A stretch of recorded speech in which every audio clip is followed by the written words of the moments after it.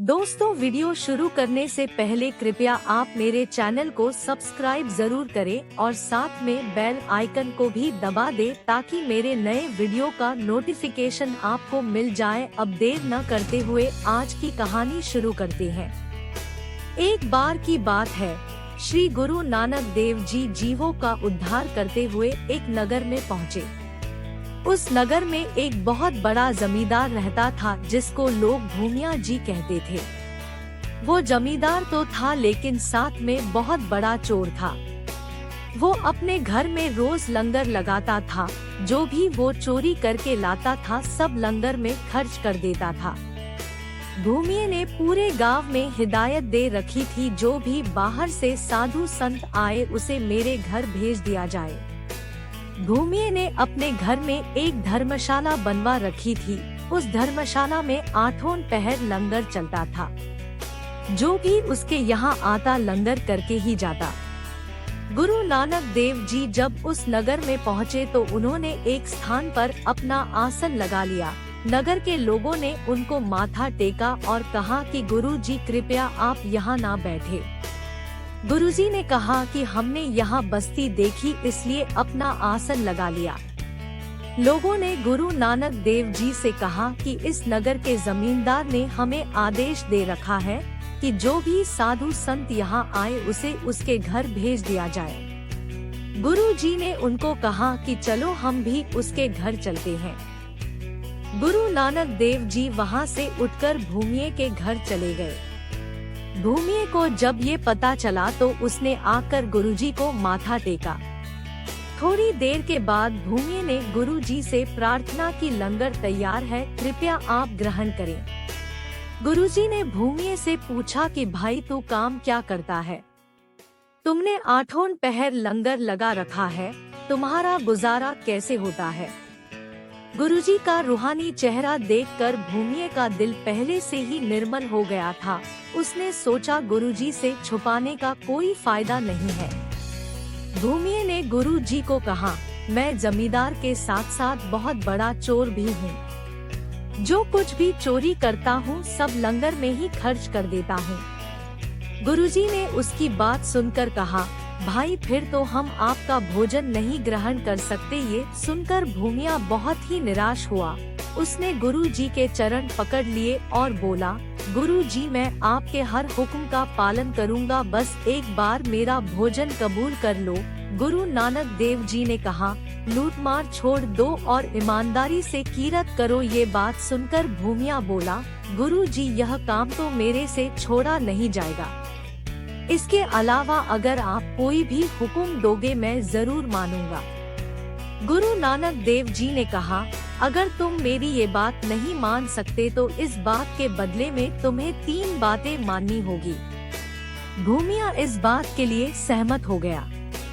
गुरु नानक देव जी ने कहा, पहली बात ये है कि तुमने कभी झूठ नहीं बोलना।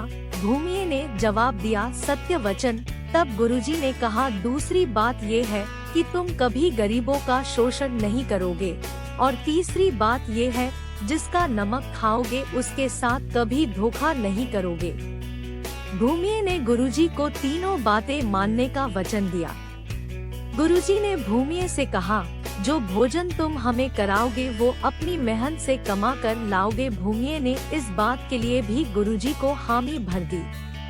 भूमिया जंगल में गया और वहाँ से लकड़ियाँ काटकर बाजार ले गया और उसको बेचकर जो भी पैसे मिले उन पैसों का राशन लेकर उसने गुरुजी के लिए लंगर तैयार किया और गुरुजी को करवाया। गुरुजी लंगर खाकर तृप्त हो गए और उन्होंने भूमिया को आशीर्वाद दिया। गुरु नानक देव जी के जाने के पश्चात भूमिया को लंगर को चलाने के लिए पैसों की जरूरत पड़ी। उसने सोचा कि गरीबों का शोषण तो करना नहीं है, फिर क्या करूं? बहुत सोचने के बाद उसने राजमहल में चोरी करने की योजना बनाई। उसने सोचा राजमहल में बहुत कुछ मिल जाएगा, इसलिए उसने राजकुमारों की तरह हीरे रत्नों से जड़ित कपड़े पहने और आधी रात को राजमहल की तरफ चल दिया। राजमहल के पास पहुंचकर द्वारपालों ने उसे रोका और पूछा, तुम कौन हो और कहां जा रहे हो? भूमिये को गुरु नानक देव जी से किया हुआ वादा याद आ गया कि सच बोलना है। ये सोचकर उसने द्वारपालों से कहा कि मैं चोर हूँ। द्वारपालों ने उसके लिबास को देखा और सोचा कहीं ये कोई राजकुमार तो नहीं, अगर हमने इसको अंदर नहीं जाने दिया तो कल राजा हमको नौकरी से निकाल देगा। ये सोचकर द्वारपालों ने उसे अंदर जाने दिया। भूमिया अंदर जाकर सोचने लगा, अब राजा का खजाना ढूंढा जाए।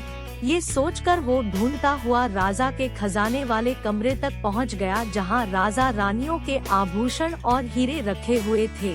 भूमिये ने सारा कीमती सामान एक गठरी में बांध लिया। वहां भूमिये ने एक बर्तन देखा जिसमें चूर्ण की तरह कोई चीज रखी हुई थी। भूमिये को समझ में नहीं आया कि यह क्या चीज है, इसलिए उसने उंगली में लगाकर अपने मुंह में डालकर देखा कि ये क्या चीज है, तो उसे नमक का स्वाद आया। जब उसको नमक का स्वाद आया तो उसे गुरु नानक देव जी को दिया हुआ दूसरा वचन याद आ गया कि जिसका नमक खाओ उसके साथ कभी धोखा नहीं करना। भूमिया सोच में पड़ गया और हीरे जवाहरात से भरी हुई गठरी को वहीं रखकर बाहर चला गया। अगले दिन राजा जब खजाने के कमरे में आया तो उसने देखा कि सारा सामान बिखरा पड़ा है और एक गठरी वहाँ पड़ी है। राजा ने वहाँ सब सामान देखा, लेकिन सब कुछ वहाँ पूरा था, कोई भी चीज चोरी नहीं हुई थी।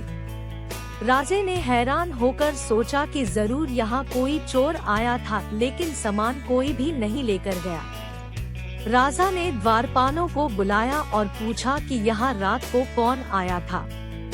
द्वारपालों ने राजा को कहा कि एक आदमी यहाँ आया था जिसने बहुत अच्छा लिबास पहना हुआ था। हमने उससे पूछा कि तुम कौन हो और क्या करने आए हो, तो उसने कहा कि मैं चोर हूँ और चोरी करने आया हूँ। लेकिन हमने उसके लिबास को देखा तो हमें लगा कि यह हमसे मजाक कर रहा है।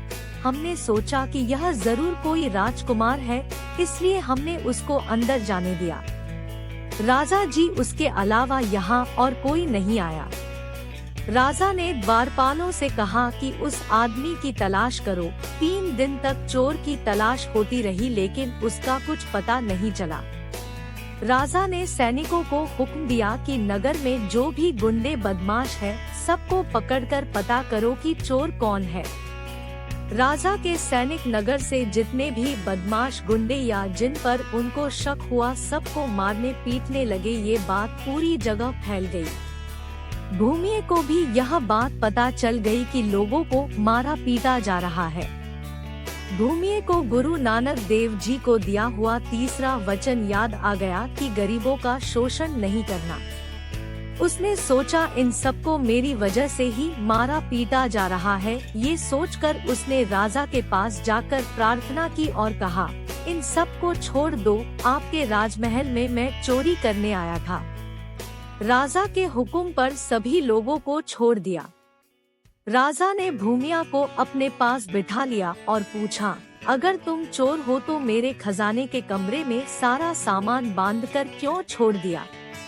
भूमिये ने राजा को कहा कि राजा जी, मुझे पूरा गुरु मिला है और उनका हुक्म था कि जिसका नमक खाना उसके साथ कभी धोखा मत करना। राजा ने भूमिये से पूछा कि कौन है तुम्हारे गुरु। भूमिये ने कहा कि श्री गुरु नानक देव जी, उन्होंने मुझसे 3 वचन लिए थे जिनको मैं पूरा करने की कोशिश कर रहा हूँ। भूमिये ने राजा को पूरी बात बताई। राजा ने भूमिये की बात सुनी और उसकी तारीफ की और कहा, बलिहार हूँ तुम पर जिसने अपने गुरु के वचनों को अच्छी तरह से निभाया है। तेरा गुरु धन्य है जिसने तुझे ऐसा उपदेश दिया और धन्य हो तुम जिसने गुरु के वचनों को दृढ़ता से निभाया है। अपनी जान खतरे में डालकर भी तुमने गुरु के वचनों को निभाया है। भूमिये ने इसके बाद चोरी बिल्कुल ही छोड़ दी और राजा को भी एक धर्मशाला बनाने की प्रार्थना की। भूमिये की बात सुनकर राजा बहुत प्रसन्न हुआ और उसको अपने वजीरों के बीच में स्थान दिया। इसके बाद राजा भी गुरु नानक देव जी का भगत बन गया। शिक्षा। श्री गुरु नानक देव जी की साखी से हमें यह शिक्षा मिलती है कि गुरु जो भी वचन कहते हैं उनका हमें दृढ़ता से पालन करना चाहिए, क्योंकि संत महात्मा इस दुनिया से हमें निकालने के लिए ही आते हैं। अगर हम उनके कहे हुए वचनों का पालन करेंगे तो ही इस दुनिया से मुक्ति पा सकेंगे।